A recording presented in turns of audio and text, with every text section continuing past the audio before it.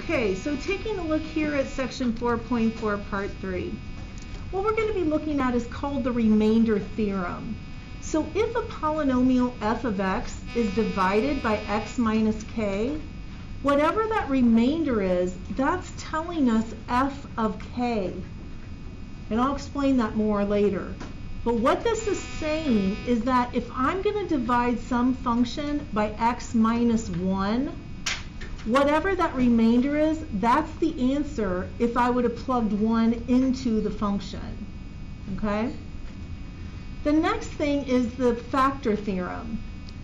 A polynomial function is going to have a factor of x minus k if and only if f of k equals 0.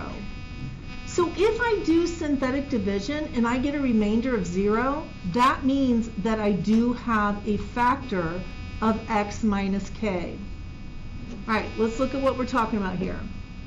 Determine whether the binomial is a factor of the polynomial. Here's the polynomial that we're given.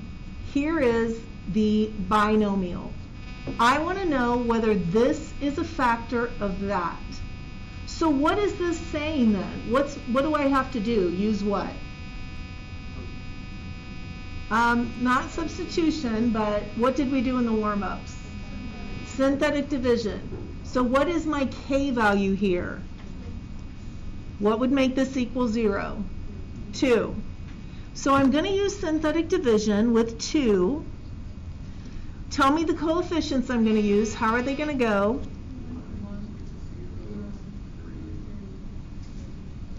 Good. Now, if this is a factor, so if x minus 2 is a factor, what did it say that our remainder has to be? 0. Okay, so I'm going to do this. I'm going to bring this down. I get 1. I multiply 2 and 1, and I get 2. I add 0 and 2, and I get 2. I multiply 2 times 2, and I get 4. I add these 2, and I get 7.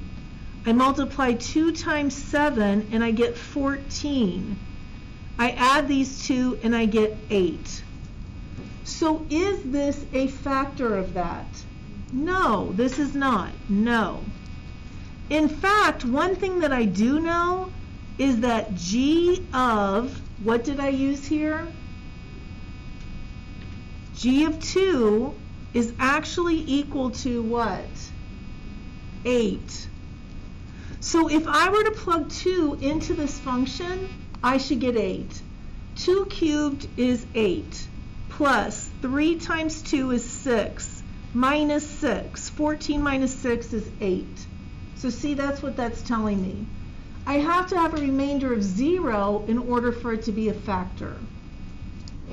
All right, let's keep going. Example 2. Show that the binomial is a factor of the polynomial. Then factor the polynomial completely. All right, so what's going to go in my box if I have x plus 2? Okay, the coefficients now, what are they going to be? Okay, so now I'm going to bring this down. I'm going to multiply these 2, and I'm going to add these 2. I'm going to multiply these 2, and I get 0, and I'm going to add these 2. I'm going to multiply these 2, and I get 18, and now I'm going to add these 2. So how do I know then, how did I just show that this is a factor? You got it. Because that remainder is 0, I have shown that that is a factor. Now, what that means my answer is that this is the constant, this is the x term, this is the x squared term. So what is my answer then after I divide this? What's my answer?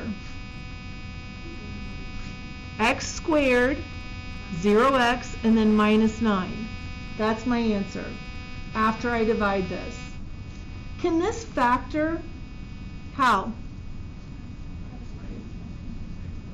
Good.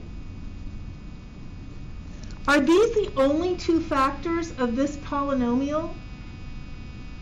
Isn't there one that we were actually given? What's the factor that we were given? X plus 2.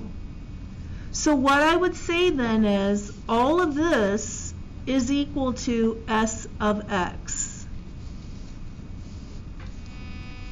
So if I were factoring all of this, this is what I should get.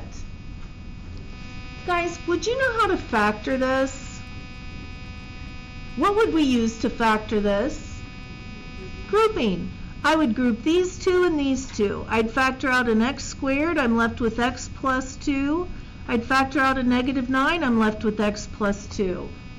These two now have an x plus 2 left in common, and we're left with x squared minus 9. Wouldn't all of that just factor down into this? That's all we're doing here, is they're making it easier for us to do the problem because they're giving us one of the factors. So they're giving us a factor, we're using synthetic division to find out what's left, and then we're going to keep factoring to get the complete factorization. Make sense? Let's do another one just to be sure. Show that the binomial is a factor of the polynomial, then factor the function completely. Same concept. What's going to go in the box? Negative 1. We're going to look at our coefficients. Read them to me, guys.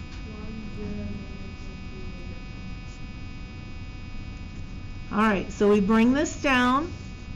That's 1. We multiply these two, and we add.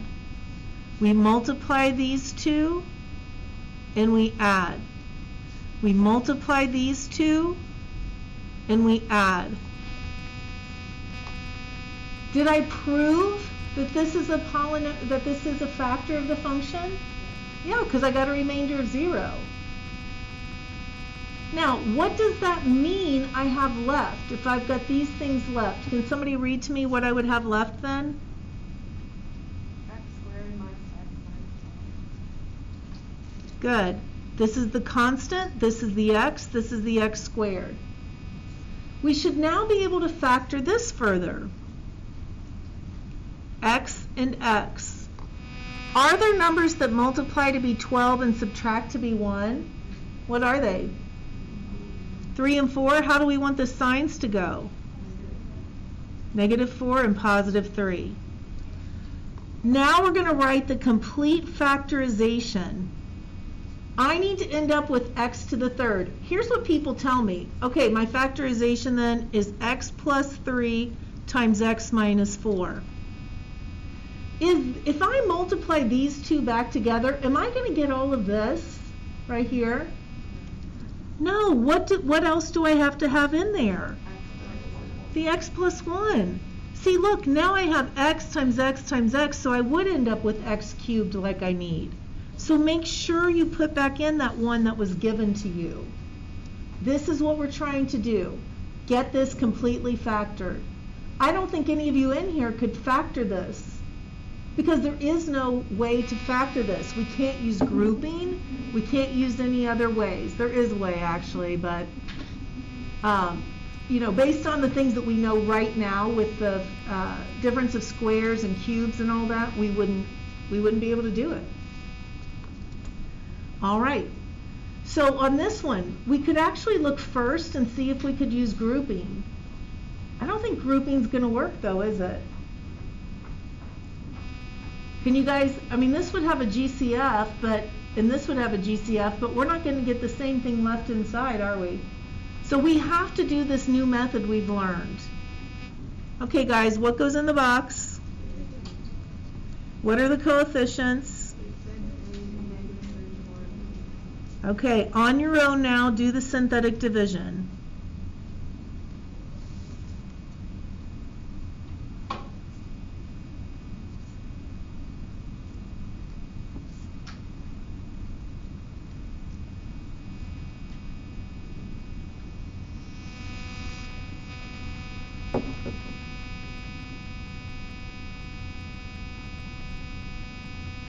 So this is what you should have left. If you did not get a 0 here, then you messed up.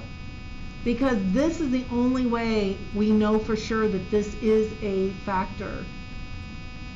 So what we have left, this is our constant, this is our x, this is our x squared. So we've got 6x squared plus 20x plus 6. We have to factor this further.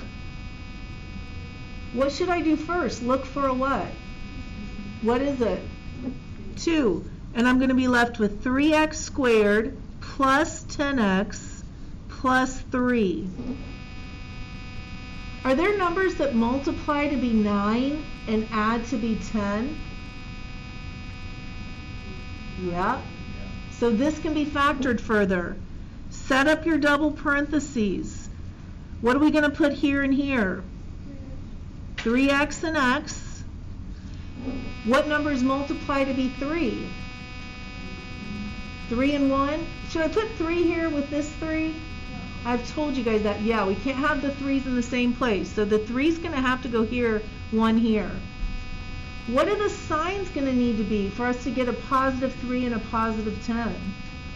Both are going to have to be plus, aren't they? So here would be my factorization, but let's check it. X times x is x squared. We're supposed to get an x cubed. What's wrong? You got to put that x minus 2 in there. And that is the complete factorization. All right. I'm not going to go through this whole thing on this next one, but I do want to point something out on this. Is just when you do the synthetic division, we know 5 is going to go in here, and it's going to go 2, negative 12, 6, and 20. And a lot of people would stop there. You will not get the right answer. What else do I need? You have to have the 0 after the 20. I can't resist. It's so much fun. I'm just going to do it.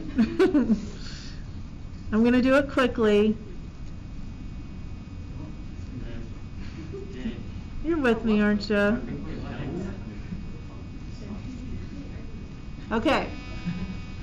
Make sense? This is my remainder. This is my what? This is my x. This is my x squared. This is my x cubed. Would it make sense that if I divided x to the 4th by x, that this should be an x cubed term? Yeah. Okay, so what I'm left with then is I know that I'm going to have 2x cubed minus 2x squared minus 4x. I need to factor this now. What can I factor out? A 2x. What am I left with?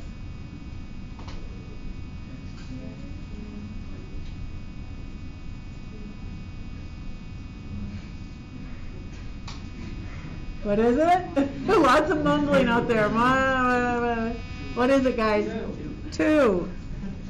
All right, so f of x then is going to equal 2x is one of our factors. Can anybody just factor that real quick for me?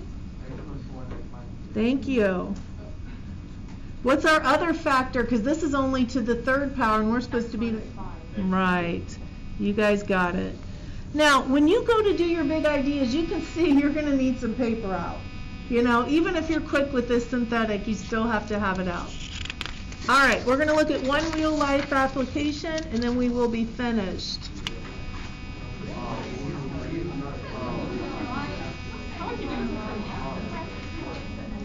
All right, guys. So during the first 5 seconds of a roller coaster ride, the function right here represents the height of the roller coaster after t seconds. How long is the roller coaster at or below ground level for the first 5 seconds? Now, that's our ultimate question, but we also want to be able to answer the following. What is the height when the ride begins? How would we figure that out? What would I do to find the height when the ride begins? Plug in t is 0. You should be able to do that in about 5 seconds. Plug in 0 for t and tell me what you get. Good job, 34 feet. All right, what is the lowest point the roller coaster goes? We would have to put this function in our calculator and then find the what? The minimum. We're not going to do it, but that's how you would do it. What is the coaster's height at 5 seconds? What would I do? Plug in t is 5.